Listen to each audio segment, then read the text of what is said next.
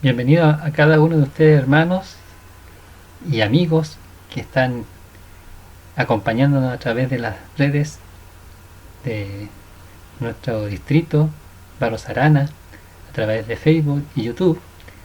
Le damos una cordial bienvenida a cada uno de ustedes a este cuarto día que lleva por título Juicio de Oportunidad, de esta campaña del Proyecto Miel 2021, que lleva como tema la mayor historia que impactará tu vida.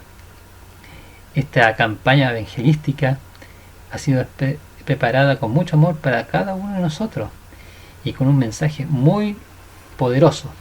Aprendamos mucho de este gran mensaje. Para ello, los invito a cada uno ahí en las casas poder inclinar su rostro para poder orar y darle inicio a este programa.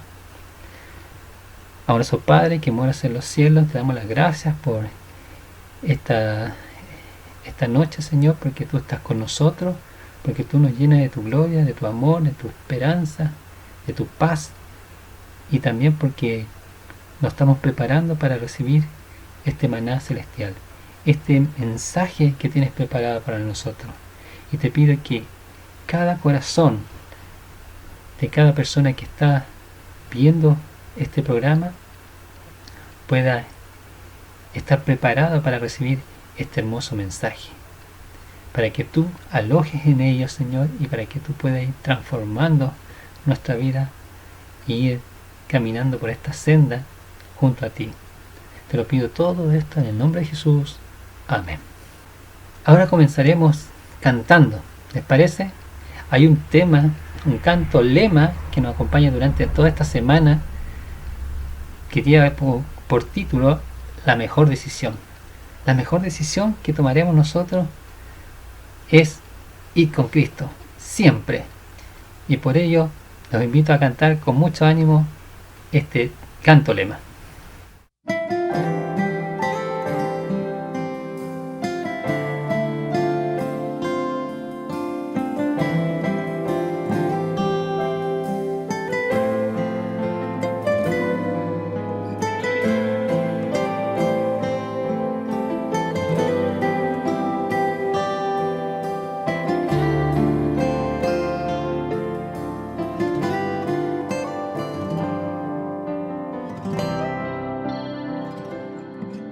En el mundo de hoy necesitas tomar tu decisión. Hay violencia y maldad, destrucción y temor, mucho dolor. Te puedes preguntar qué rumbo seguir. Hoy debes tomar la mejor decisión. La mejor decisión es Jesús. Por ti su vida entregó en la cruz.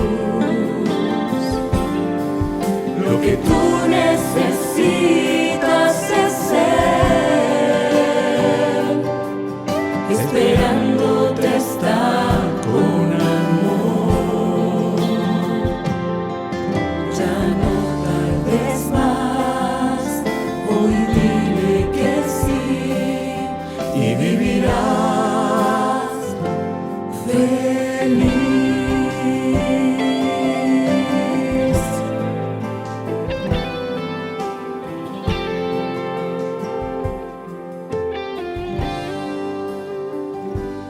Si tu corazón se rompió y no tienes ya más a dónde ir, y si sientes pesar, penas y llorar, no puedes más, te quiero presentar la mejor decisión, la mejor decisión para siempre es Jesús. La mejor decisión es Jesús. Por ti su vida entregó en la cruz.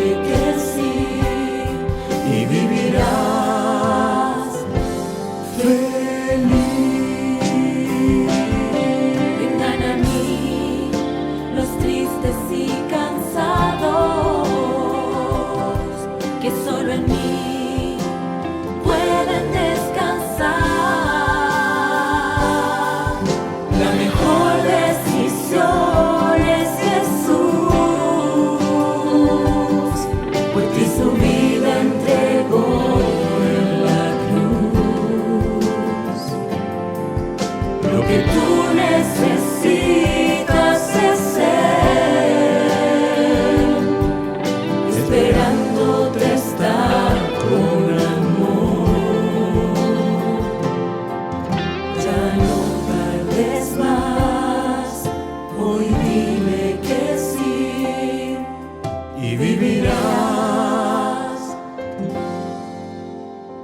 feliz.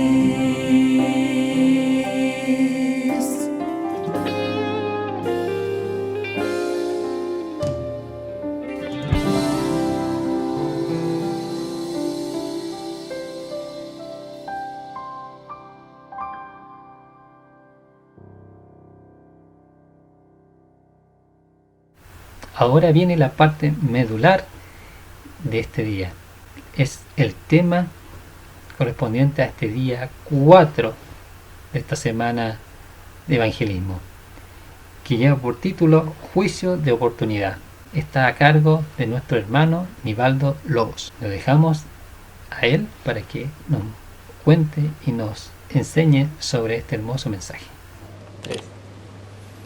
Muy buenas noches, estimados amigos, hermanos.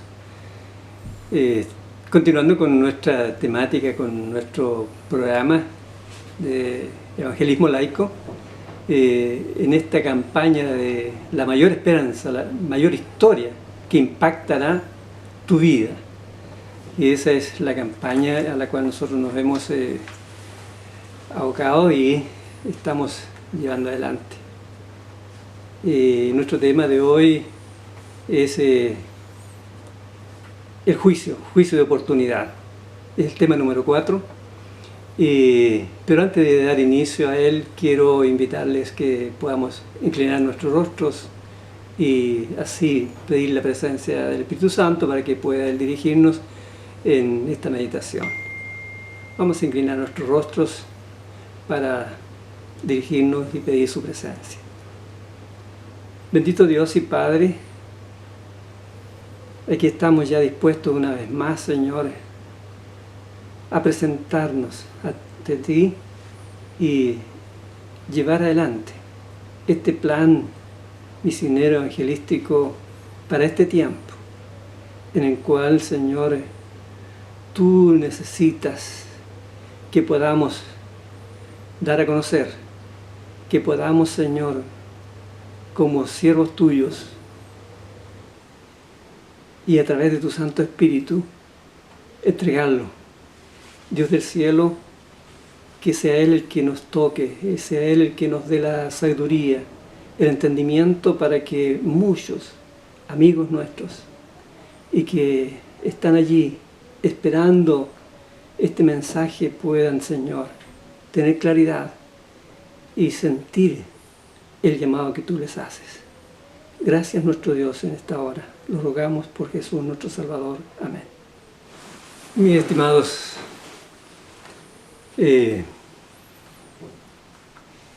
este tema y todo el programa que hemos estado preparando para que podamos nosotros conocer más de la voluntad de Dios y de lo que Él desea para nosotros y que está preparado. Pero vamos a ir a la palabra de Dios. Y allí en el libro de Levíticos, capítulo 4, verso 7, encontramos lo siguiente. Y nos dice lo siguiente, de esta manera: y el sacerdote pondrá de esa sangre sobre los cuernos del altar del incienso aromático que está en el tabernáculo de reunión delante de Jehová, y echará el resto de la sangre del becerro al pie del altar del holocausto que está a la puerta del tabernáculo de reunión. Es un texto que para nosotros, y yo siempre digo que para ese entonces, cuando esto ocurrió aquí en la tierra del pueblo de Israel, era difícil a lo mejor entenderlo, mucho más que ahora. Necesitaba mucho más de fe.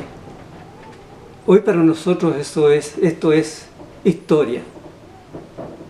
porque a medida que vamos a ir desarrollando nuestro tema y de acuerdo a los temas que ya hemos visto, nos damos cuenta de que este santuario, este tabernáculo, como bien su palabra lo dice, era sombra del verdadero tabernáculo, del verdadero santuario allí en el cielo. Quiero también invitarle allí en Jeremías, capítulo 17, verso 1. Dice: y el pecado de Judá escrito está con cincel de hierro y con punta de diamante. Esculpido está en la tabla de su corazón y en los cuernos de sus altares. Mis amigos, mis hermanos, cuando un sacerdote o toda la congregación debía traer una ofrenda por el pecado,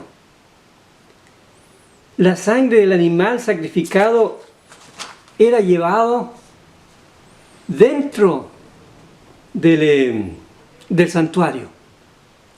Y eso allí está en Levítico capítulo 4, versos 6 y el 17, donde allí nos dice que la sangre de esta ofrenda era asperjada, era salpicada allí en el velo.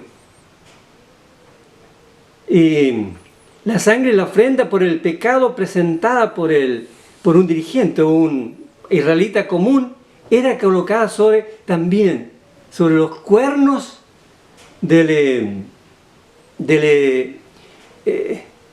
altar, del altar del holocausto, en un atrio. Pero el sacerdote debía comer también una porción de esto, de esta ofrenda, por el pecado. De este modo, simbólicamente, el sacerdote cargaba la culpabilidad del pecador. Cuando el sacerdote ofrecía su propia ofrenda por el pecado, llevaba la sangre que ahora representaba los pecados del pueblo y los propios pecados del sacerdote. ¿Y hasta dónde los llevaba? Allí hasta el lugar santo. De este modo, todo pecador confesado y perdonado era llevado al lugar santo. Todo pecado allí quedaba. Y de esta manera, el santuario, ¿qué pasaba con el santuario? Quedaba contaminado. Entonces, ¿cómo y cuándo se purificaba el santuario? Y vamos allí a la palabra de Dios. En el libro Levítico, capítulo 16, versos 29 al 34, encontramos allí esta revelación. Y nos dice así: y esto tendréis por estatuto perpetuo: en el mes séptimo, a los 10 días del mes, afligiréis vuestras almas, y ninguna obra haréis, ni el natural, ni el extranjero que mora entre vosotros, porque en este día se hará expiación por vosotros, y seréis limpios de todos vuestros pecados delante de Jehová. Hará la expiación el sacerdote que fuere ungido y consagrado para ser sacerdote en lugar de su padre, y se vestirá las vestiduras de lino, las vestiduras sagradas, y hará la expiación por el santuario santo. Y el tabernáculo de reunión también hará expiación por el altar, por los sacerdotes y por todo el pueblo de la congregación. Y el verso 34 allí nos dice: y esto tendréis como estatuto perpetuo para hacer expiación una vez al año por todos los pecados de Israel. Y Moisés lo hizo como Jehová le mandó. Uno de los ritos más sagrados que se celebra una vez al año en el santuario del antiguo Israel era justamente el día de la expiación. Para una descripción completa de esto que estamos estudiando, está allí en el libro de Levítico, en el capítulo 16. Allí aparece esta narración, esto que el pueblo hacía precisamente para la purificación del pueblo, los sacerdotes y el santuario. ¿Por qué el día de la expiación era sinónimo de juicio para Israel? Y en Éxodo capítulo 28, versos 29 y 30, encontramos lo siguiente. Y dice: y llevará Aarón los nombres de los hijos de Israel en el pectoral del juicio sobre su corazón, cuando entre en el santuario, por memorial delante de Jehová continuamente.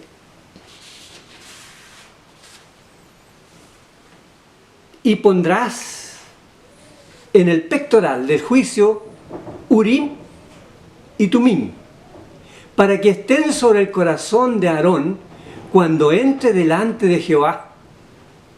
Y llevará siempre Aarón el juicio de los hijos de Israel sobre su corazón, delante de Jehová. En esta ocasión, el sumo sacerdote se colocaba un pectoral con 12 piedrecitas que representaban las 12 tribus del pueblo de Israel.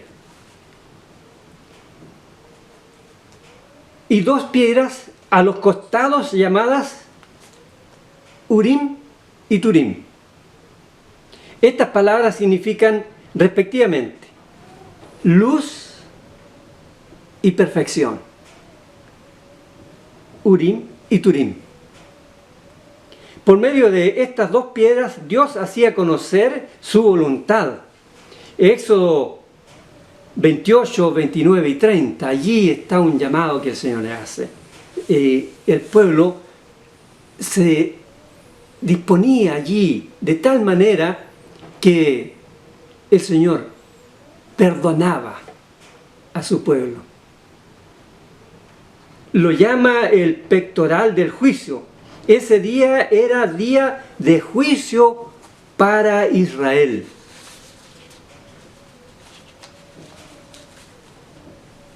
¿Cómo debían prepararse para ese día de juicio? ¿Qué pasaba si no lo hacían? Y vamos nuevamente allí a la palabra de Dios, al libro de Levítico, capítulo 23, verso 27 al 31, y nos dice: a los 10 días de este mes séptimo será el día de expiación. Tendréis santa convocación y afligiréis vuestras almas y ofreceréis ofrenda encendida a Jehová. Ningún trabajo haréis en este día, porque es día de expiación para reconciliaros delante de Jehová vuestro Dios. Porque toda persona que no se afligiere en este mismo día será cortada de su pueblo. Y cualquiera persona que se hiciere trabajo alguno en este día, yo destruiré a la tal persona de entre su pueblo. Ningún trabajo haréis. Estatuto perpetuo es por vuestras generaciones, en donde quiera que habitéis. Mis hermanos, el día de la expiación era también un día de juicio. Porque cualquiera que no afligiera, dice, su alma era cortado, era talado o expulsado de Israel. En Génesis capítulo 17, verso 14, Éxodo 12, 15, allí encontramos más claridad respecto a esto también. Más aún, si un hombre trabajaba en ese día, Dios lo destruiría. En ese día, Dios buscaba reconciliarse con su pueblo. Al igual que en el santuario terrenal, ¿qué debía suceder en el santuario celestial? Dios le entregó una visión muy, muy real allí a Moisés en el desierto, donde le mostró que hiciese un santuario, un tabernáculo allí, para que pudiese su pueblo, el pueblo hebreo, pudiese adorarle. Y él construyó este santuario, sombra del celestial. Entonces, nuestra pregunta, ¿qué debía suceder en el santuario celestial? Porque ese es el real. Y en Hebreos capítulo 9, verso 23, encontramos lo siguiente. Dice, fue pues necesario que las figuras de las cosas celestiales fuesen purificadas así, pero las cosas celestiales mismas con mejores sacrificios que estos. Ahora, en Hebreos capítulo 9, verso 11, dice que el santuario celestial es perfecto. ¿Cómo puede estar contaminado algo que es perfecto? Busquémoslo. Hebreos 9:11. Hebreos 9:11 nos dice de la siguiente manera.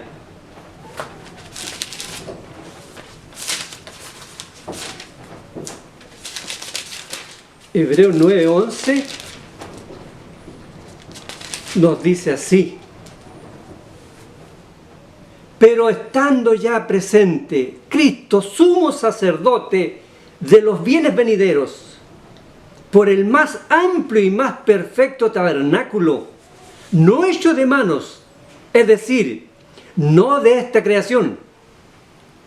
Ah, mis amigos, de ese tabernáculo es del cual nosotros hoy y al cual nosotros hoy nos debemos.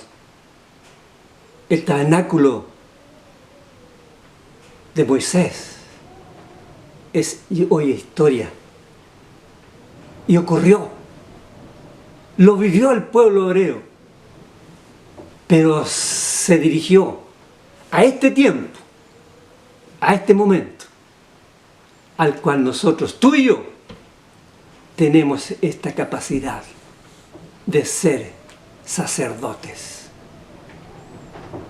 Y con esta forma de asumir y teniendo esta gracia de Dios para con nosotros, humanos pecadores, y no en esa consagración absoluta de aquel entonces, donde el sacerdote, si no estaba realmente preparado, moría al ir a expiar por los pecados del pueblo y de él personalmente.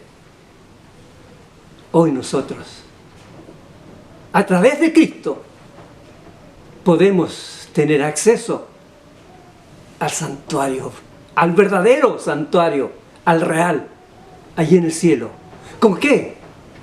Con tus oraciones, con tus peticiones. Y porque la sangre de este cordero, que aquí en la tierra se vertía todos los días, tarde y mañana, Cristo derramó su sangre una sola vez y para salvación perpetua, siempre y cuando tú así lo decidas. Mis amigos, ¿a dónde son transferidos los pecados de los hijos de Dios? Y veamos el libro de Apocalipsis. Apocalipsis, capítulo 20, verso 12 nos dice: y vi a los muertos, grandes y pequeños, de pie ante Dios, y los libros fueron abiertos. Y otro libro fue abierto, el cual es el libro de la vida. Y fueron juzgados los muertos por las cosas que están escritas, ¿dónde? En los libros, según sus obras. ¿Dónde eso? En el santuario celestial, allí en el cielo. Y en Daniel 7, verso 9 al 10, nos encontramos con la siguiente revelación.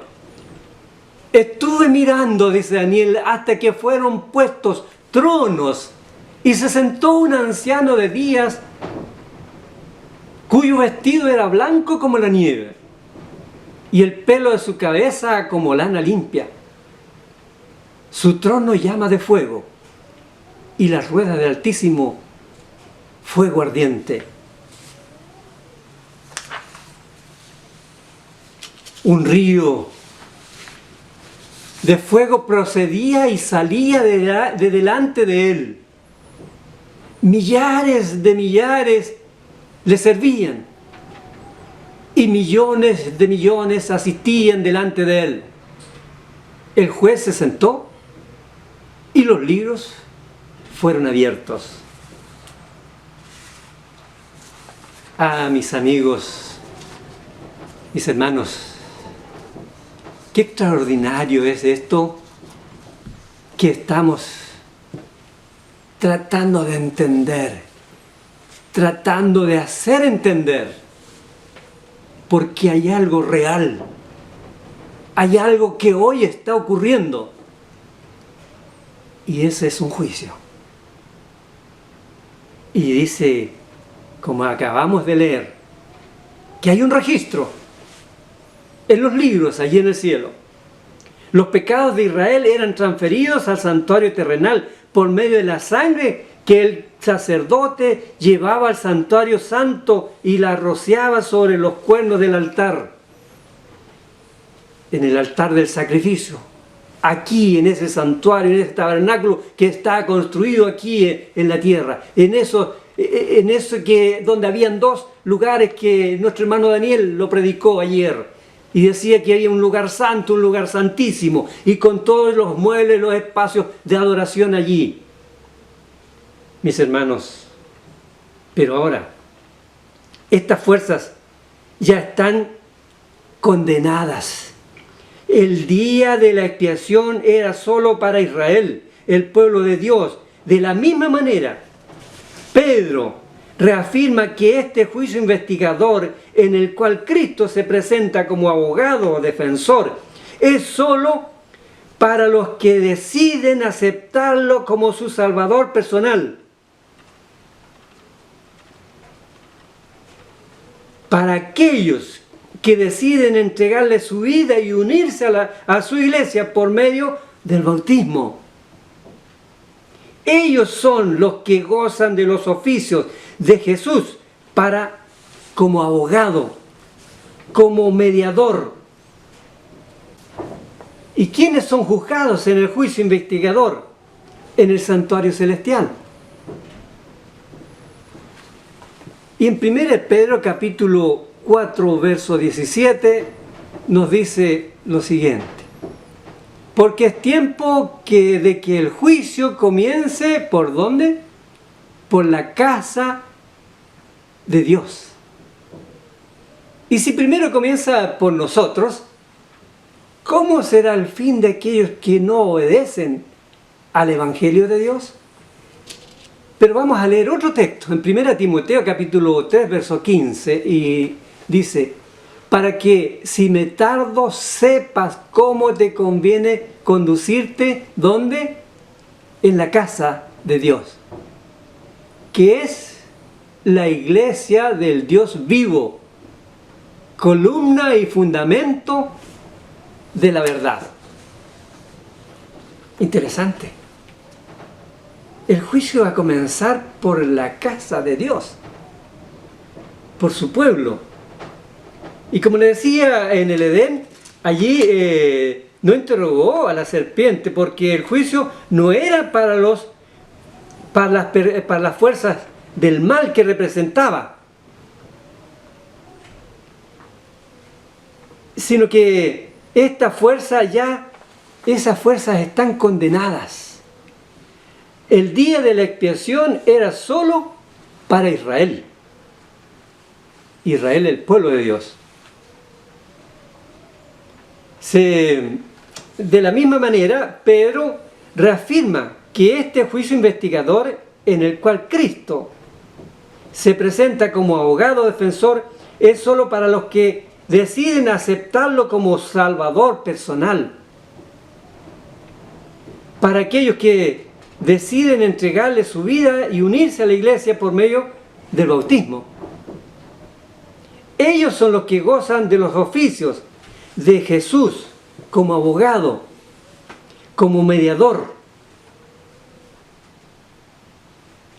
Habla de un juicio del que son objeto todos los que pertenecen a la casa de Dios. Este texto de 1 de Pedro 4:17 nos dice lo siguiente, miren, 1 de Pedro 4:17 dice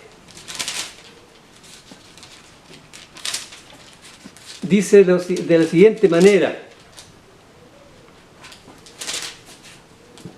es tiempo de que el juicio comience por la casa de Dios, y si primero comienza por nosotros, ¿cuál será el fin de aquellos que no obedecen al Evangelio de Dios? ¿Por qué los que no son de la casa de Dios no son juzgados? Buena pregunta. ¿Por qué? Juan capítulo 3, verso 18 dice lo siguiente: el que cree en Él no es condenado, pero el que no cree ya ha sido condenado porque no ha creído en el nombre del unigénito Hijo de Dios. El juicio de oportunidad solo atañe entonces al pueblo de Dios.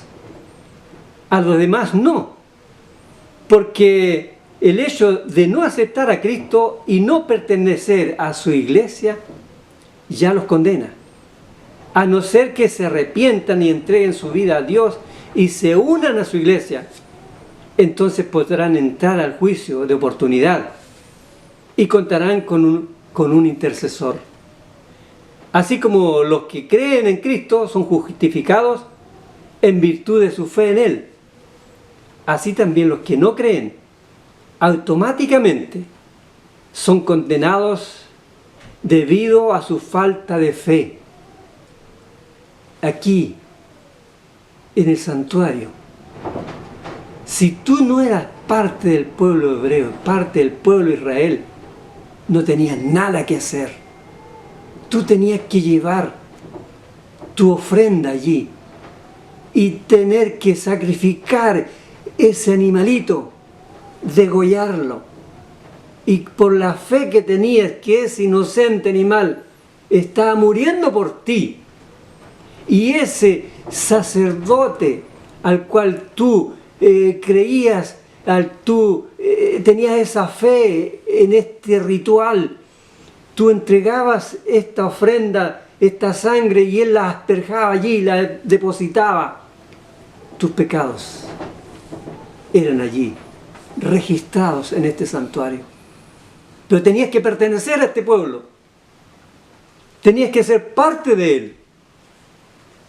Del mismo modo, hoy, Cristo, nuestro sumo sacerdote allí en el cielo, está intercediendo en el santuario real.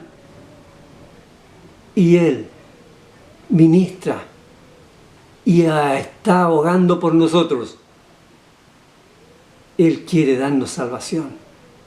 Él quiere justificarnos, pero para eso tenemos que creer. Tenemos que hacer su voluntad, pertenecer a este pueblo. Y de lo contrario, aquí la palabra de Dios, como lo veíamos, el que no cree ya ha sido juzgado. La fuerza del mal en Cristo, por su sangre, ya fueron juzgadas. ¿Y cuándo terminará el juicio investigador? Apocalipsis capítulo 22, versos 11 y 12, dice: el que es injusto, haga injusticia. Haga injusticia todavía. El que es impuro, sea impuro todavía. El que es justo, haga justicia todavía. Y el que es santo, santifíquese todavía. Y aquí vengo pronto, y mi recompensa conmigo, para pagar a cada uno según sea sus obras. Apocalipsis 22, 11 y 12. Cuando Jesús salga del santuario celestial, ya no habrá oportunidad. Ya no habrá nada más que hacer. Ya no habrá oportunidad para nadie. Las cosas estarán completamente definidas. Ya no hay vuelta atrás. Y ese tiempo está cercano, ese tiempo el tiempo está cumplido. Primera de Pedro, capítulo 1, verso 17, entonces nos llama a una reflexión profunda. ¿Qué debo hacer entonces? ¿Cómo debo actuar en este tiempo? ¿Cuál será entonces mi decisión ante esta realidad que estamos viviendo hoy en relación a mi salvación?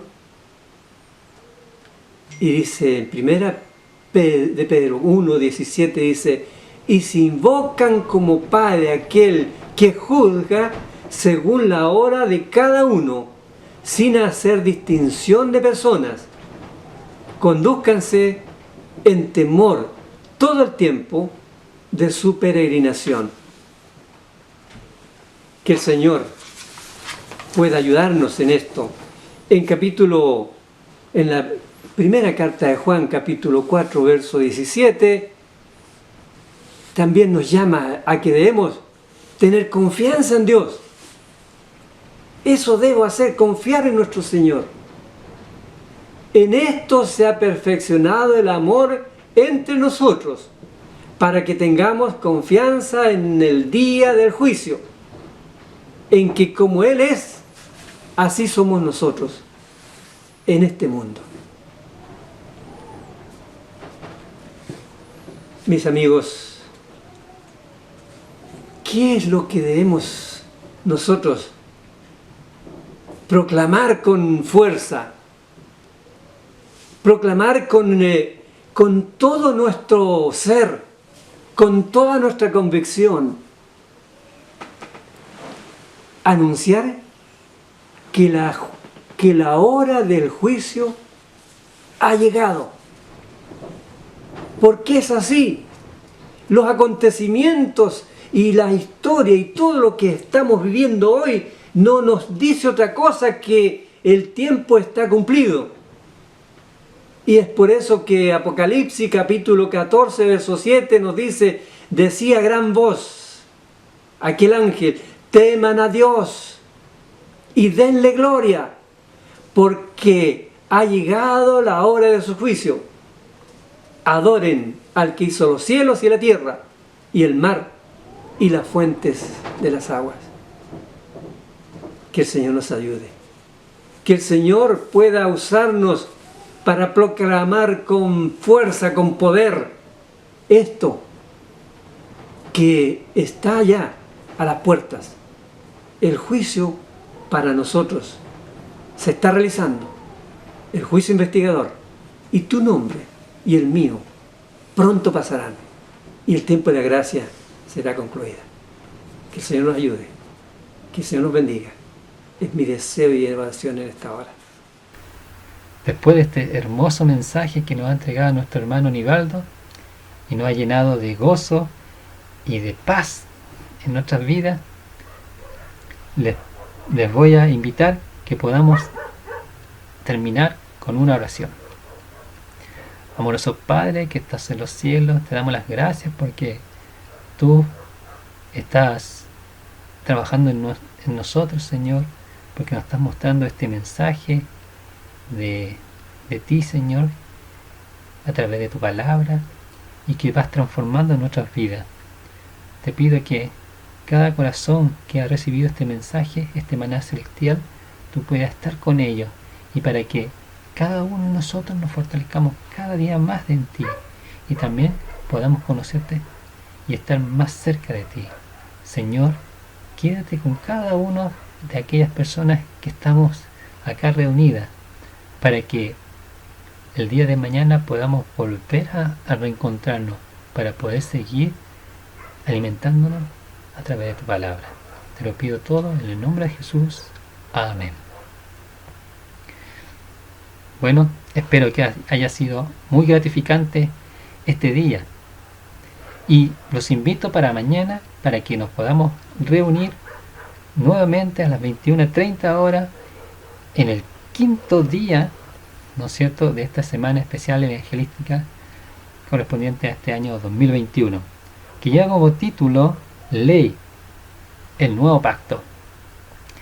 Entonces es un tema muy interesante para que podamos aprender y compartir con todos nuestros amigos, vecinos, familiares, para que se puedan conectar a través de nuestras plataformas y llenarse de este gran mensaje. Nos vemos mañana. Muchas bendiciones.